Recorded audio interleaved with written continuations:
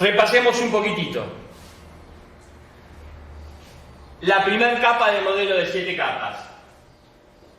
El nivel de sesión. Básicamente, ¿qué es lo que hace? Sirve para manejar todo lo que quiera hacer el usuario. Básicamente, las acciones del usuario se manejan a través de algo que se llama tokens, que son objetos abstractos y únicos que básicamente me permiten verificar si estoy bien conectado a mi servidor, si hay un montón de cosas, o hacer lo que se llama checkpoint, que son puntos de recuerdo en la transferencia de datos. Por eso se puede saber quién, o sea, todo esto que ustedes van haciendo en su modem, en este servidor, en la estación de transferencia, en el satélite, en la bajada del satélite, en este otro, deja la huella de la comunicación que ustedes hicieron. Estos tokens me están diciendo qué camino usaron ustedes para llegar al servidor, o checkpoint, puntos de recuerdo, para cuando ustedes están pidiéndole información adicional a ese sitio web, se lo recuerde y no tengan que hacer todos los cálculos de conexión de vuelta. El nivel de presentación.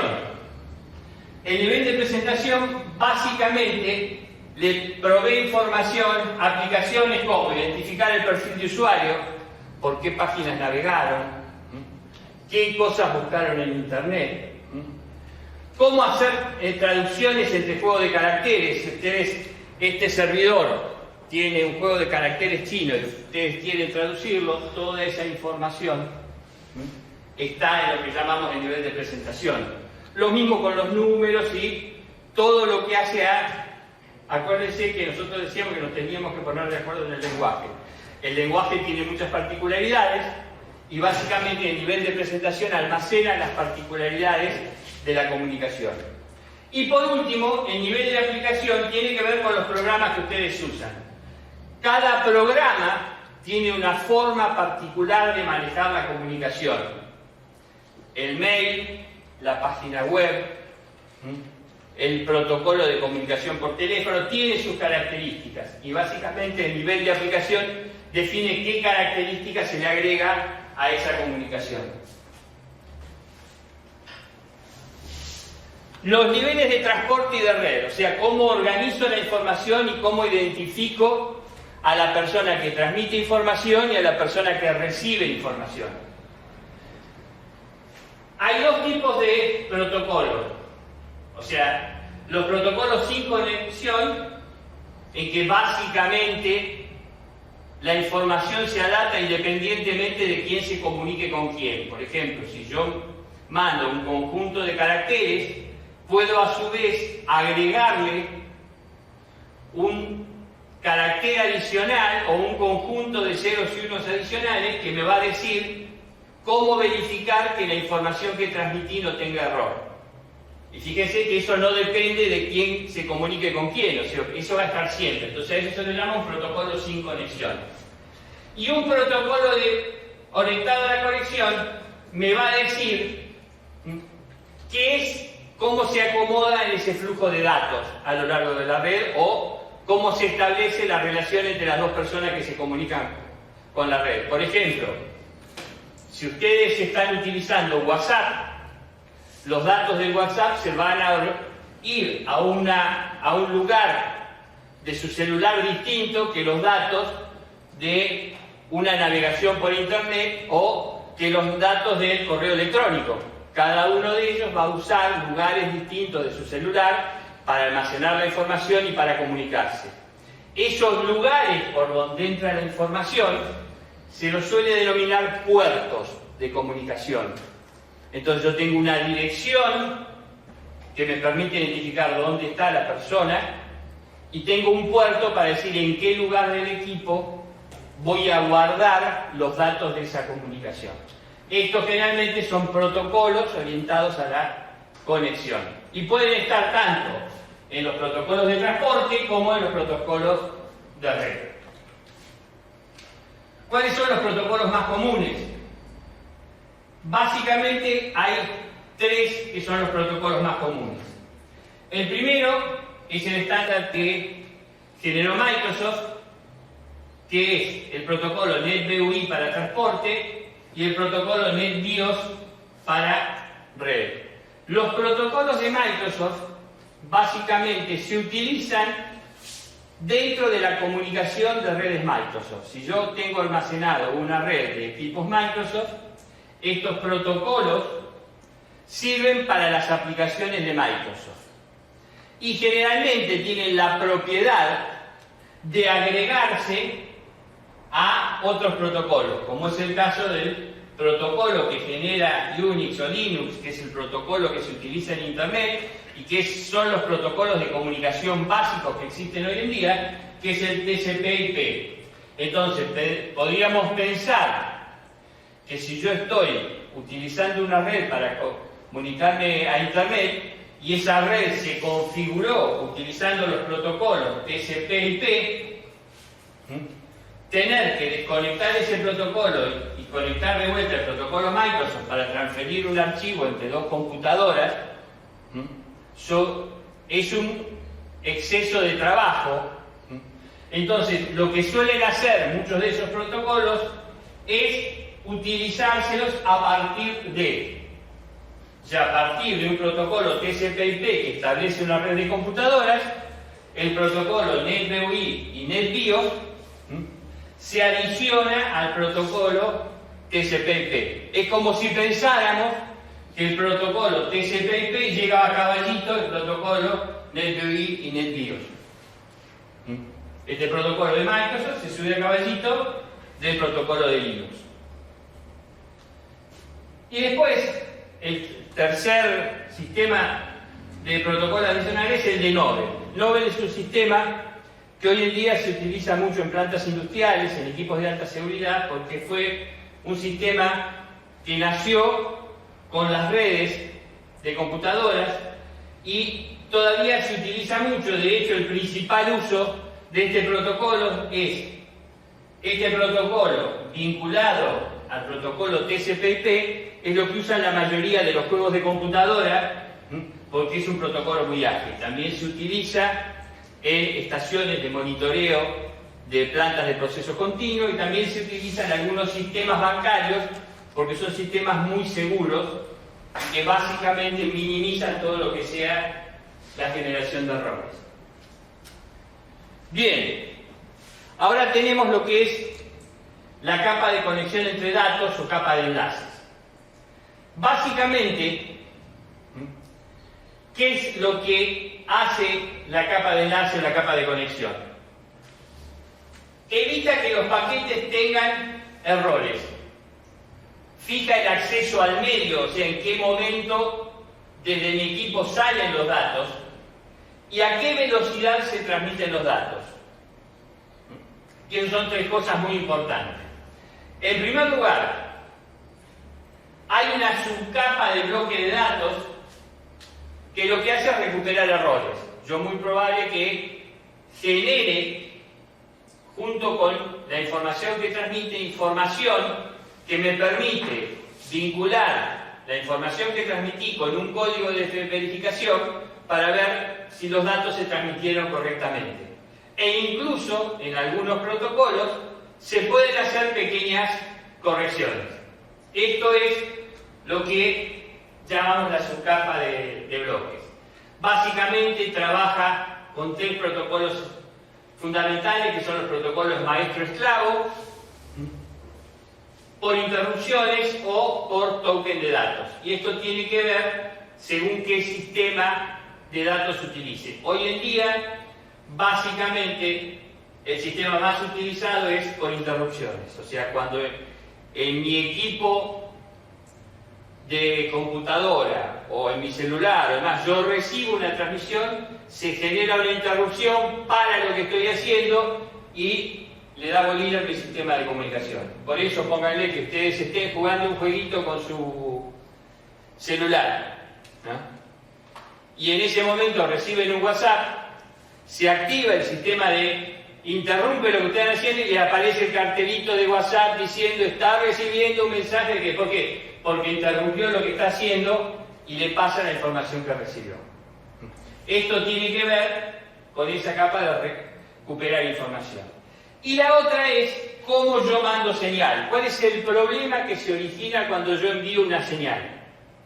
Básicamente, si yo ya estoy emitiendo una señal Wi-Fi a el módem Wi-Fi de mi casa y hay otro celular que quiere acceder simultáneamente y los dos mandamos en el mismo momento dos señales, el módem no sabe qué recibe, porque va a recibir dos señales y no las va a entender. Es lo mismo que si dos personas hablan en forma simultánea, una tercera no puede oír qué es lo que está hablando.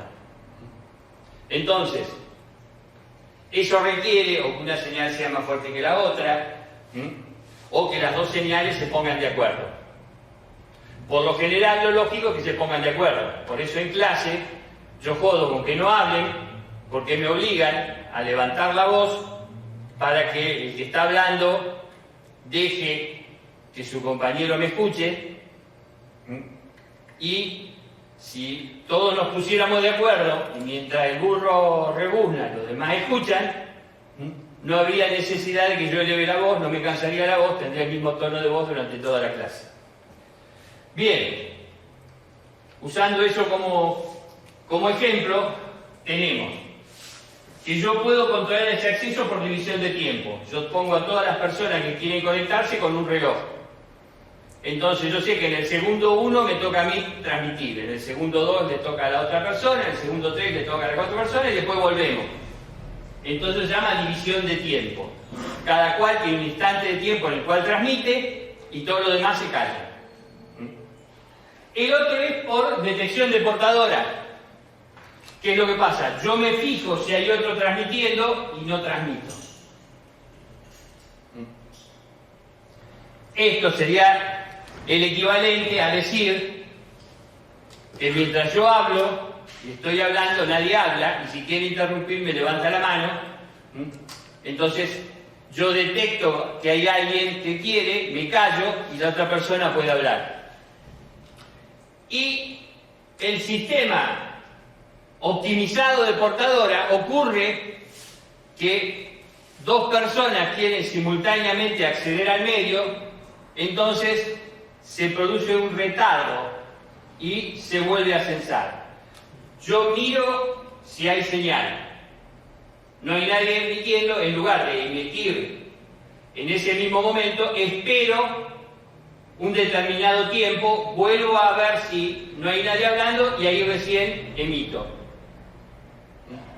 Si todos los que esperamos tenemos tiempos distintos, lo más probable es que nunca haya conexión, porque podría existir, si todos tenemos el mismo tiempo, que dos personas quieran acceder simultáneamente. Al querer acceder dos personas simultáneamente, ninguna de las dos va a detectar que hay otra persona hablando y cuando empiezan a hablar se superponen. Entonces, para eso es que hay un sistema de detección optimizado.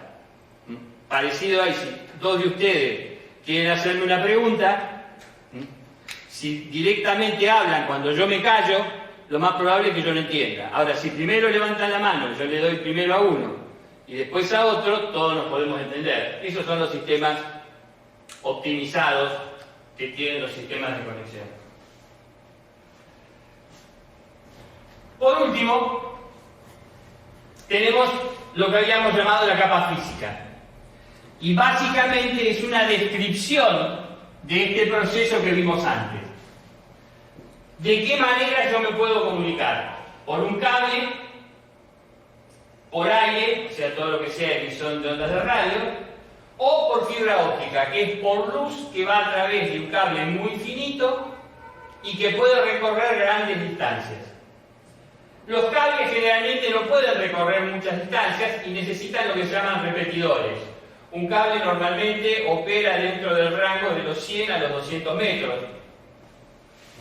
Entonces, si yo quisiera comunicarle, fíjese en el caso de los modems de su casa, que van por cable hasta el proveedor que ustedes tienen, ese cable no podría hacerlo, porque normalmente obtienen más distancia que 200 metros. Entonces le ponen varios repetidores, usan tecnología de cable coaxial, generalmente es cable coaxial grueso, los cables coaxial finos corresponden a una tecnología un poquitito más vieja, o los sistemas de par trenzado, de los cuales tienen ustedes los seriales. Hoy en día los seriales como el telefónico y el RS-232 se han dejado de usar, pero básicamente se conservan los nuevos seriales que son los USB. El USB es una información serial que prácticamente se utiliza para todo. Después había sistemas paralelos.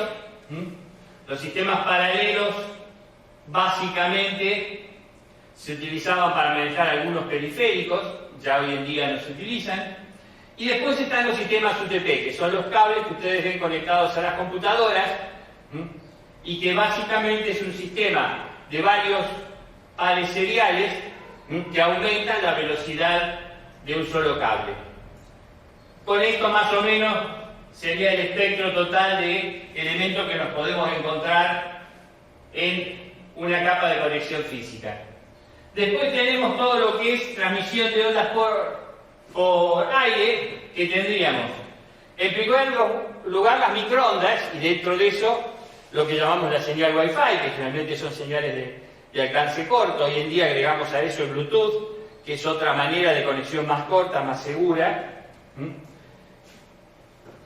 Tenemos los radioenlaces, que hoy en día se utilizan poco, pero todavía se pueden ver en algunos lugares donde se recibe internet en los medios de la periferia de la ciudad, donde no se llega con cable. Entonces van a ver que hay pequeñas antenitas para proveer servicio de internet, que dan señales de radioenlace. Y por último, los enlaces satelitales, que se utilizan ya para vincular continentes entre sí. Lo que dijimos de la fibra óptica puede ir desde tramos tan chicos como podría ser el reemplazo de esto. El problema es el costo, esto es muy caro, entonces no cualquiera puede pagar este enlace, o los grandes tramos, donde básicamente sí lo afrontan empresas que pueden pagar esos costos de conexión. ¿De qué forma va la información en esos medios?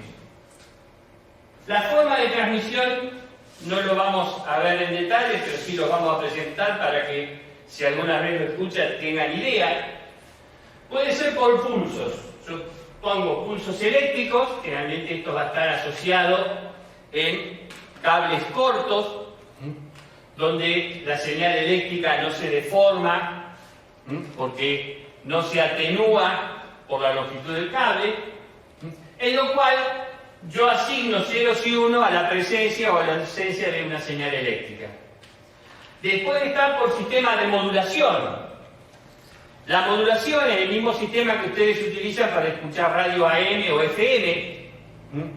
¿Qué es lo que pasa? Los sistemas AM transportan información más lejos, por eso ustedes cuando se alejan de la ciudad, primero dejan de escuchar las señales FM y después dejan de escuchar las señales AM. O sea, ustedes una señal AM la van a escuchar más lejos de la ciudad que una señal FM. Lo más probable es que a los 30, 40 kilómetros dejen de percibir la señal FM y pueden escuchar una señal AM por 100, 200 o 300 kilómetros. ¿Qué es lo que pasa? Cuando yo quiero meter esta señal eléctrica en un cable como este, tiene que recorrer mucha distancia, entonces esta señal se deforma, se atenúa, se hace muy chiquitita y se recurre a esos mecanismos que es mucho más fácil amplificar la señal en distintos tramos para que desde el módem de mi casa hasta la señal yo le pueda ir agregando una serie de equipos que van retransmitiendo la señal hasta que llegue. Si yo pusiera de estos pulsos que son chiquititos, que no pueden soportar más de 100 metros, tendría que poner una cantidad de repetidores enormes. En cambio, estos esquemas de modulación me permiten ubicarlo para cada 2.000, 3.000 metros y con eso puedo hacer una distribución de señal. Puedo poner mucho menos de esto, es más barato, es más práctico. Los dos sistemas que se utilizan son por modulación de amplitud, si aparece la onda modulada es un 1, si desaparece es un 0, o por frecuencia. Si yo utilizo un tono muy agudo, es un 1, si utilizo un tono más grave, es un 0. Y después está por luz láser, o sea, la luz láser se puede modular, la luz se modula, se puede modular, generalmente se modula por frecuencia. La frecuencia de la luz significa que ustedes van a tener dos tonos de luz distintas, a un tono se le asigna el valor 1 y al otro tono se le asigna el valor 0. Y por último, para terminar de describir la capa física, es cómo se conectan varios de estos equipos. Yo acá les mostré cómo era la conexión de uno de mis equipos, pero lo más probable es que Cablevisión tenga un conjunto enorme de módems.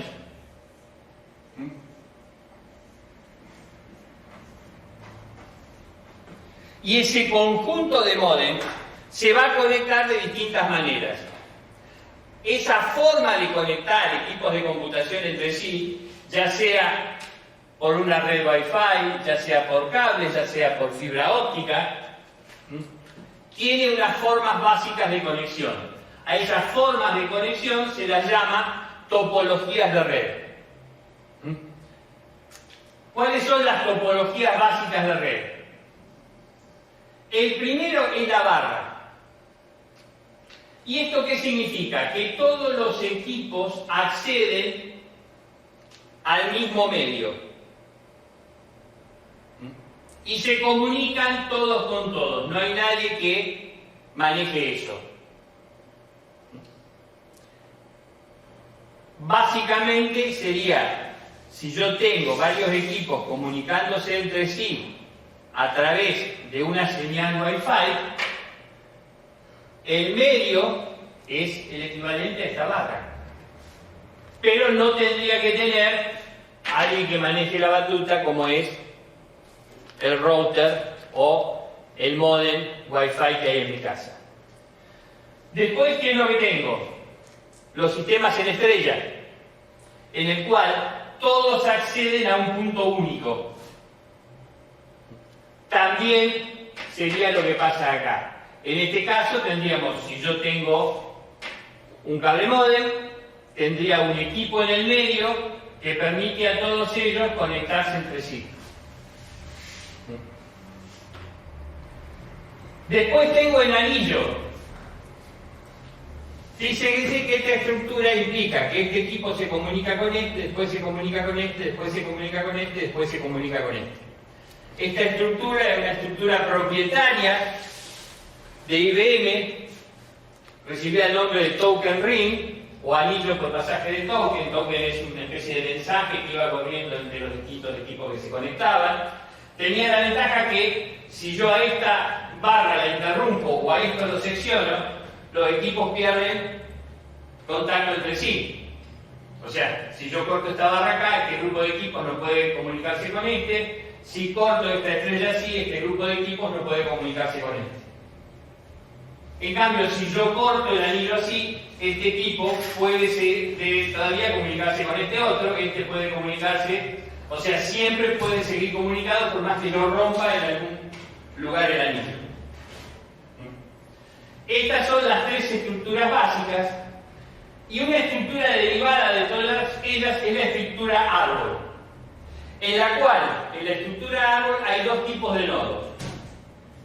Los nodos usuarios, que es donde se conectan los equipos, y los nodos ruteadores, que permiten que este equipo a través de este se comunique con este, o que este equipo a través de este ruteador y este ruteador se comunique con este otro equipo. Esta estructura, que se llama estructura de árbol, es la estructura que se utiliza hoy en día en Internet. O sea, la estructura de Internet es una estructura tipo árbol, ya sea tanto en su condición lógica como muchas veces en su conexión física.